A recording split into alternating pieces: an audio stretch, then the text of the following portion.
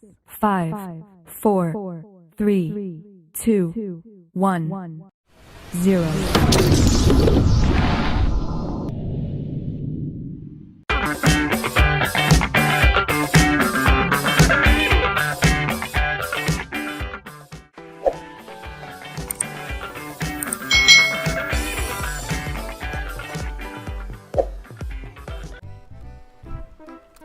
Hai hai hai, selamat datang di channel YouTube Kak Citra. Apa kabar adik-adik semuanya? Kak Citra berharap kalian dalam keadaan yang baik, sehat, dan siap untuk belajar. Hari ini kita akan belajar bersama-sama untuk mata pelajaran tematik kelas 5. Kita belajar di tema 2, udara bersih bagi kesehatan. Subtema 3, pentingnya udara bersih bagi pernapasan, pembelajaran yang kedua. Mari adik-adik yang hebat, kita belajar dengan penuh semangat. Adik-adik yang hebat, perhatikan gambar berikut ini. Gambar di samping adalah cuplikan dari buku cerita. Buku ceritanya ini berjudul Todi dan Semut. Nah, inti cerita Todi dan Semut itu mengisahkan tentang Todi yang gemar makan coklat dan kue-kue manis, tetapi malas membersihkan sisa-sisa makanannya. Suatu ketika Todi itu tertidur adik-adik ya. Nah, setelah makan kue manis dengan mulut dan tangan yang kotor terkena sisa-sisa makanan. Nah, saat Todi tertidur, pasukan semut merubungi Todi. Mereka juga menggigit tangan dan muka Todi hingga bentol-bentol. Todi terbangun dan menangis karena merasa gatal-gatal. Nah, sejak saat itu Todi selalu membersihkan dirinya ya seusai makan makanan manis atau seusai makan makanan yang dia makan. Nah, ini adalah gambar ilustrasi cerita dari Todi dan Semut. Nah, adik-adik, berdasarkan gambar ini, apakah gambar tersebut itu sudah mendukung ceritanya? Jika jawabanmu ya, apa alasannya? Dan jika jawabanmu tidak, apa alasannya? Nah, apakah ini sudah mendukung ceritanya adik-adik? Ya, gambar tersebut itu mendukung ceritanya karena gambar tersebut itu memberikan gambaran singkat isi dari cerita yang disampaikan. Nah, adik-adik yang hebat, karya gambar cerita itu banyak kita temui di buku cerita, terutama buku cerita bergambar dan komik. Nah, perhatikan contoh gambar berikut ini. Nah, di sini ada gambar komik ya adik-adik ya. Kalian lihat, kalian amati, lalu ada percakapannya ya. Ini ya adik-adik ya. Lalu di sini adik-adik, kalian telah melihat contoh karya gambar cerita. Apa saja sih ciri-ciri karya gambar cerita ini? Nah, yuk kita cari tahu ciri-ciri gambar bercerita ini. Nah, ciri-ciri karya gambar cerita adalah 1, memudahkan pembaca dalam memahami suatu penjelasan atau cerita.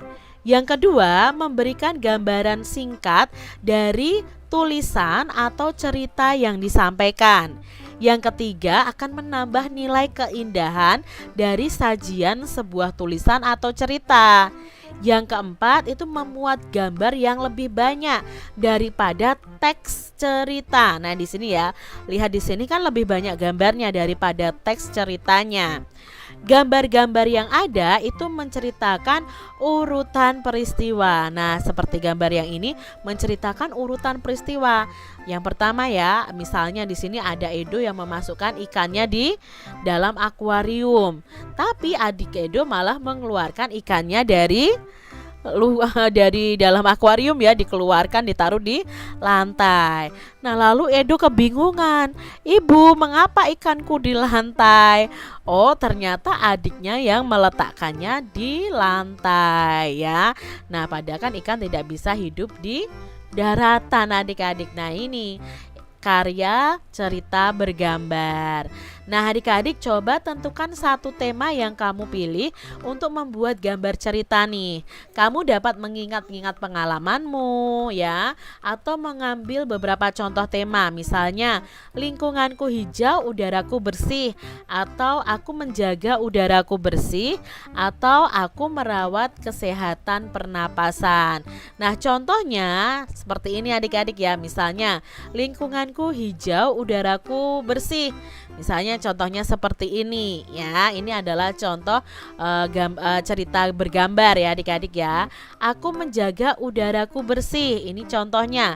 Ada urutan peristiwanya ya. Lalu ada teks percakapannya. Ada gambar yang mendukung dari cerita tersebut. Berikutnya misalnya adalah aku merawat kesehatan pernapasan.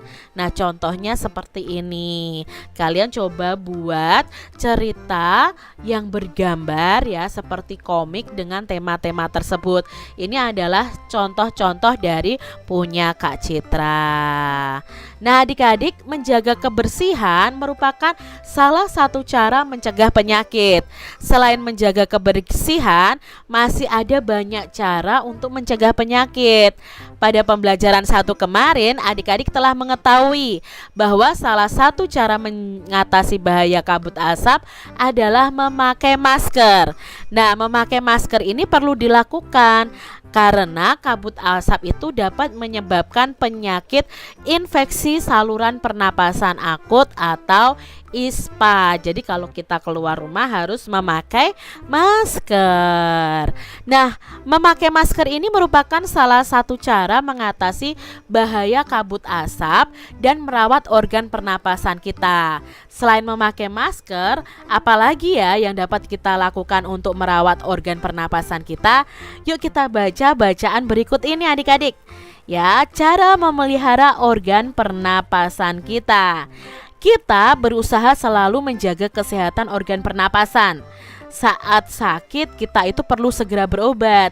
Namun kita juga dapat mencegah penyakit pada sistem pernapasan dengan memelihara organ pernapasan kita adik-adik.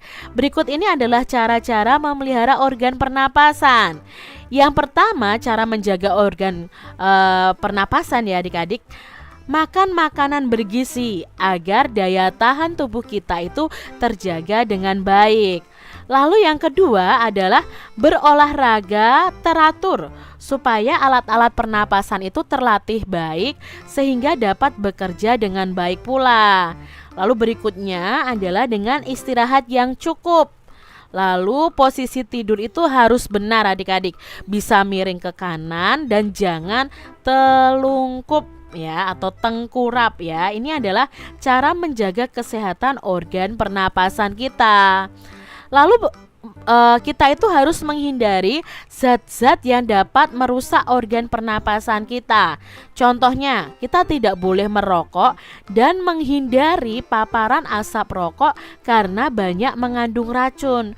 Jadi adik-adik jangan merokok ya, nanti kalau kalian sudah remaja atau dewasa bahkan sekarang tidak boleh merokok. Lalu kalau ada orang yang merokok di dekat kalian, kalian harus segera menghindar karena asap dari rokok itu mengandung racun, sangat berbahaya.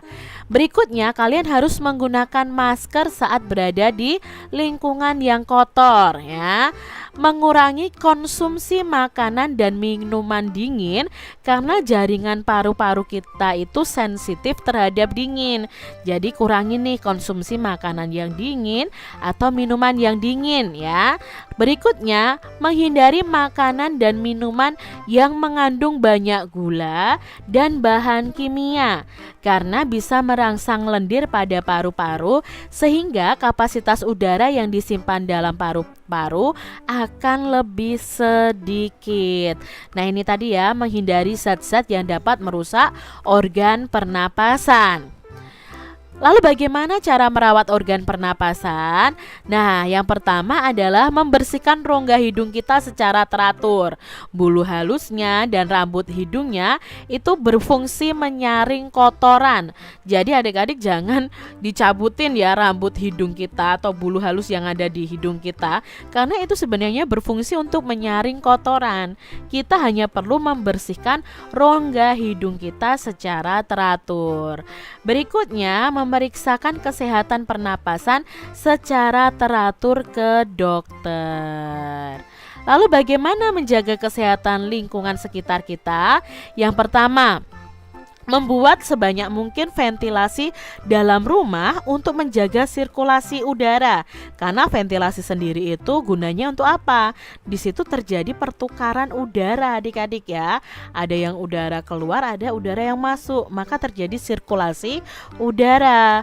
Berikutnya, menjaga kebersihan lingkungan supaya tidak banyak debu berterbangan yang akan ikut masuk ke dalam organ pernapasan kita saat kita menghirup napas. Jadi bersihkan nih ya lingkungan kalian. Berikutnya adalah membuat udara bersih di lingkungan sekitar rumah kita dengan menanam banyak tumbuhan hijau. Bukan malah ditebangi adik-adik, tapi kita harus malah menanam banyak tumbuhan hijau. Mengapa? Karena pohon tumbuhan hijau itu akan menghasilkan oksigen yang kita hirup. Berikutnya adalah mencegah ruangan itu lembab, karena virus dan bakteri akan mudah berkembang di ruangan dengan kelembaban yang tinggi. Nah, adik-adik, kalian telah memahami nih cara merawat organ pernapasan. Sekarang buatlah kelompok, lalu buatlah poster tentang cara merawat organ pernapasan ya. Kalian nanti bisa presentasikan poster kalian. Berikut ini beberapa contoh poster tentang kesehatan. Kalian dapat mencontoh desainnya untuk membuat poster tentang merawat organ pernapasan. Nah, ini ya, ini adalah contohnya. Ayo jaga organ pernapasan kita. Dengan apa? 1. Makan makanan bergizi. 2. Rajin olahraga. 3. Istirahat cukup. 4. Posisi tidur yang benar. Atau seperti ini adik-adik ya. Nah, kalian bisa membuat poster seperti ini. Poster itu harus menarik ya. Gambarnya pun harus terlihat jelas, tulisannya juga harus terlihat jelas. Demikian tadi adik-adik pembahasan kita di tema 2, subtema 3 pembelajaran yang kedua. Semoga video pembelajaran ini bermanfaat ya untuk adik-adik semuanya, dan sampai jumpa lagi di video pembelajaran Kak Citra selanjutnya. Tuhan memberkati.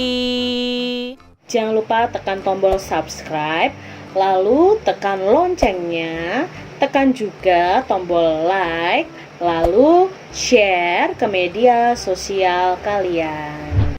Jangan lupa untuk ikuti media sosial Kak Citra. Terima kasih.